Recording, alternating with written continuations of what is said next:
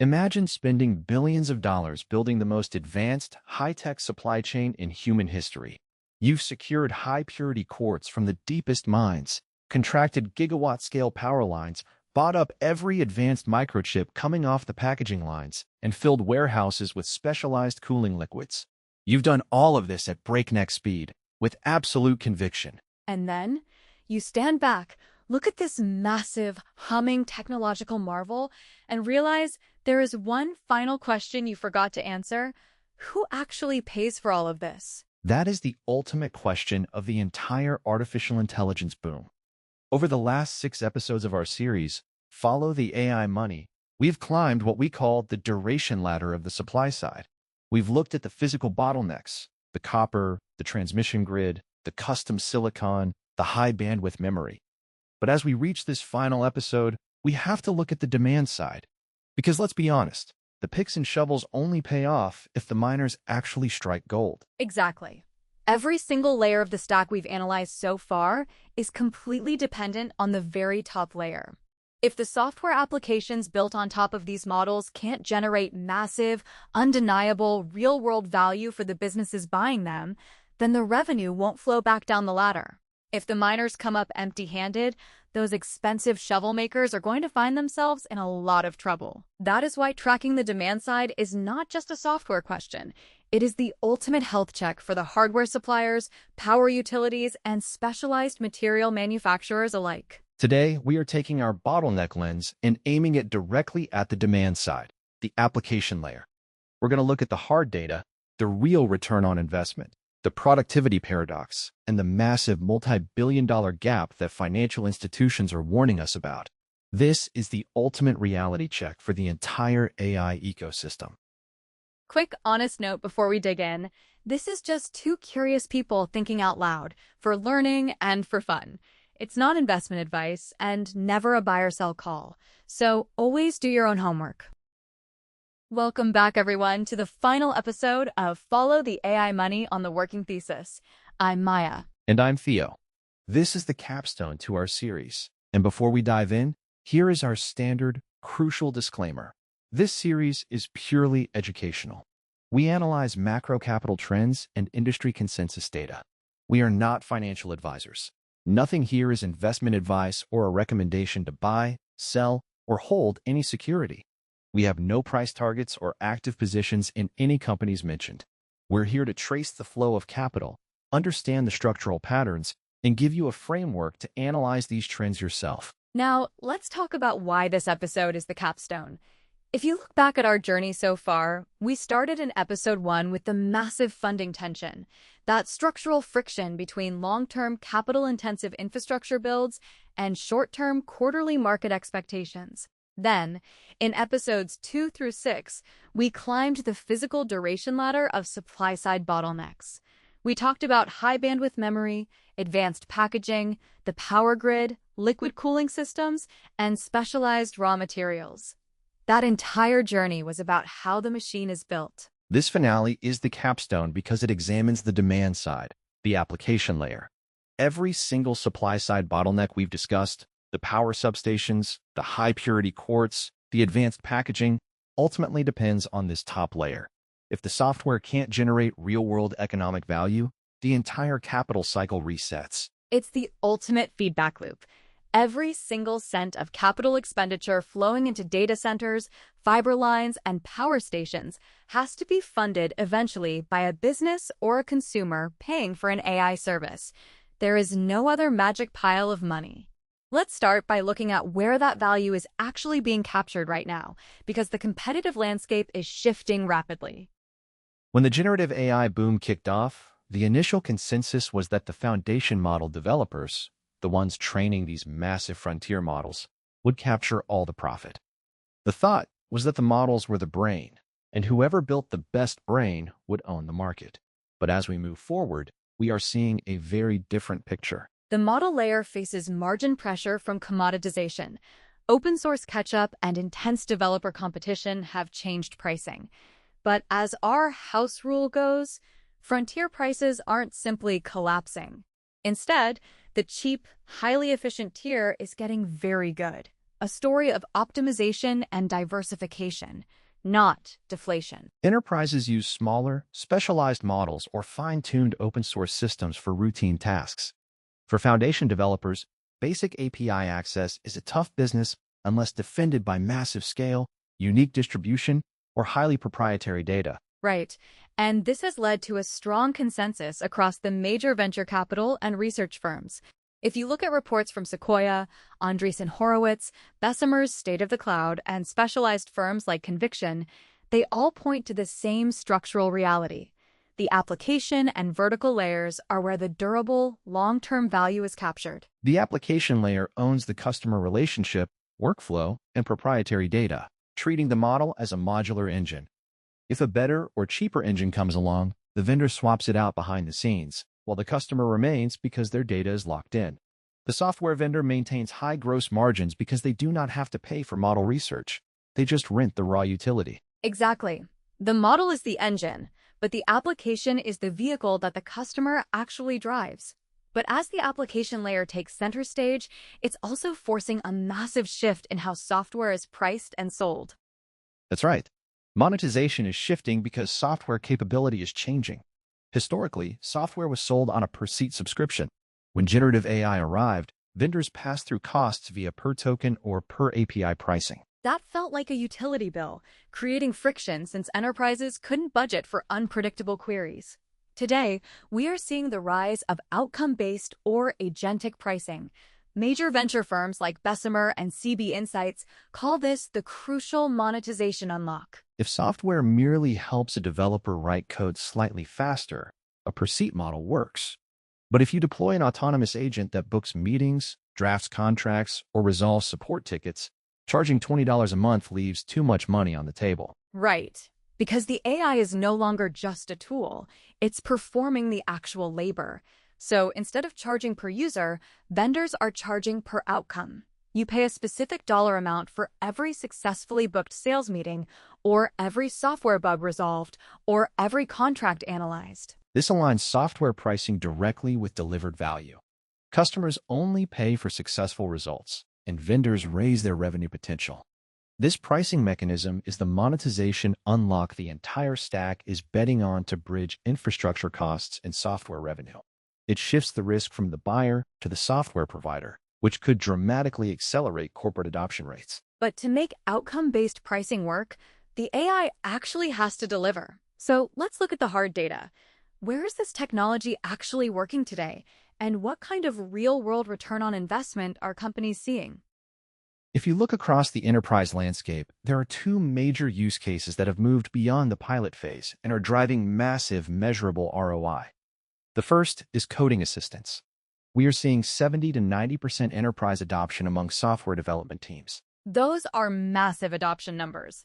A Forrester Total Economic Impact study showed a best-in-class 3-year ROI of over 300% for coding assistance. The productivity lifts range widely, typically around 20 to 30% for most teams, climbing toward 50% or more where the AI is paired with strong automation, saving 2 to 5 hours per week per dev. And median pull request cycle times fell 24%. Of course, without strong governance, writing code faster just compiles technical debt quicker. But managed well, the ROI is undeniable. Customer service is the most deployed use case, with 62% in production, showing a median first-year ROI of 3.4 times and 15 to 20% productivity gains.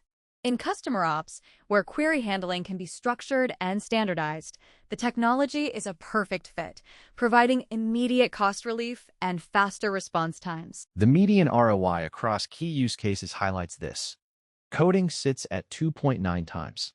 Customer support at 3.4 times, document park/contract analysis at 3.1 times, and sales lead qualification leads at 3.7 times. Deployment is also speeding up. The average pilot to production timeline fell from 11 months in 2024 to just 4.2 months in 2026 for successful firms. Playbooks are established and momentum is accelerating. That sounds incredibly bullish. But as we always do on the working thesis, we have to look at the counter-evidence. Because if everything is going this well, why are some of the world's largest financial institutions and economists expressing deep skepticism? Let's talk about the productivity paradox. This is the honest counterweight. When we zoom out to the broader economy, we encounter the productivity paradox. Wide adoption, but thin profit impact so far. The numbers here are a stark contrast. While 72 to 88% of large firms use AI somewhere, only about 20% use it in a core function weekly, and only 12% of CEOs report both revenue growth and cost cuts. That means for the vast majority, the technology remains an occasional drafting assistant rather than a primary business engine. MIT research indicates that 95% of enterprise GenAI pilots show no measurable ROI yet. They are stuck in pilot purgatory. McKinsey frames this perfectly. AI today mostly accelerates existing work rather than revolutionizing core business economics. They use the electricity in factories analogy. When electric motors were first introduced in the late 19th century, factory layouts didn't change. Managers just swapped steam engines for electric ones, keeping the old system of belts and pulleys. Productivity was flat. It took nearly 30 years and a whole new generation of managers to realize that electricity allowed you to put small, individual motors on every single machine. This meant you could organize the factory horizontally on a single floor, inventing the assembly line. The technology itself didn't deliver the productivity leap. The complete workflow redesign did. And in competitive markets, a 20% efficiency gain often gets competed away. Firms lower prices to win market share, passing the savings to customers instead of keeping it as profit margin. That is a critical point about competition. If the efficiency is competed away, the corporate margins don't expand, and they can't afford to pay more for the software.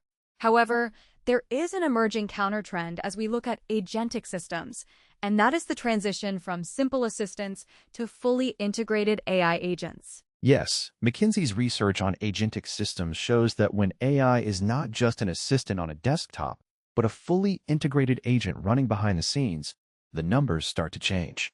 In enterprises where these agentic systems have been deeply woven into the operations, they're seeing a 3 to 15% revenue uplift. Marketing costs fell 37%, and sales ROI gained 10 to 20%. The agent actually takes action, qualifying leads and issuing offers, rather than just helping humans draft text faster. It's the difference between automation and acceleration. But as McKinsey and other analysts point out, these successes are still highly concentrated and uneven.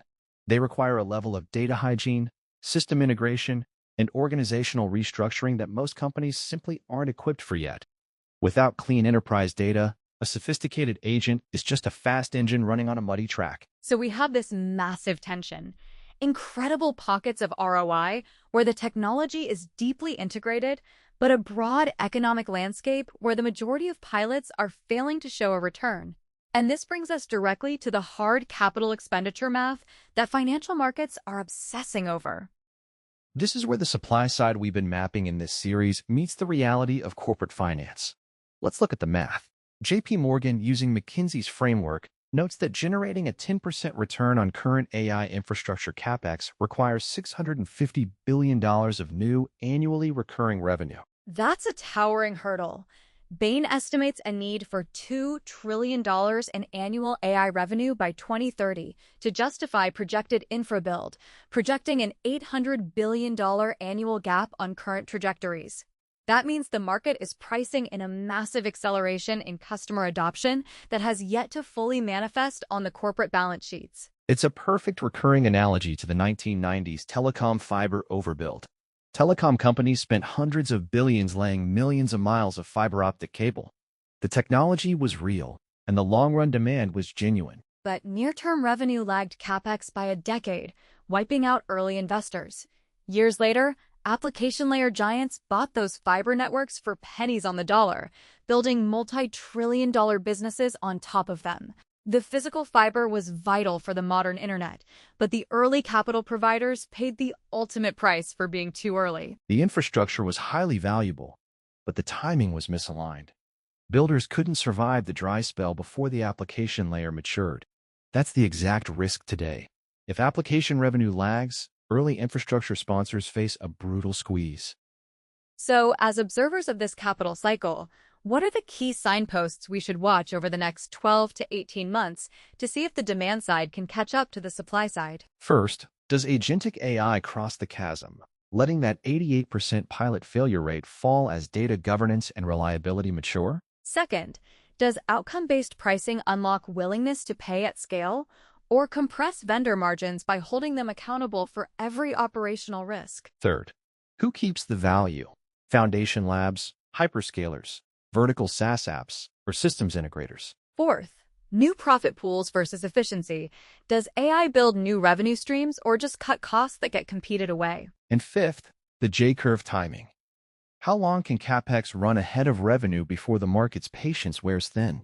Historically, every general-purpose technology, from the steam engine to personal computers, required years of workflow re-engineering before corporate books showed real productivity gains. These are the critical open questions. They are the variables that will determine the fate of the entire AI capital cycle, and they bring us to the ultimate synthesis of our bottleneck lens. This closes the loop on our entire study. The application layer is the demand funding everything below it. As we say, the picks and shovels only pay if the miners strike gold. But our bottleneck lens has a quiet hedge.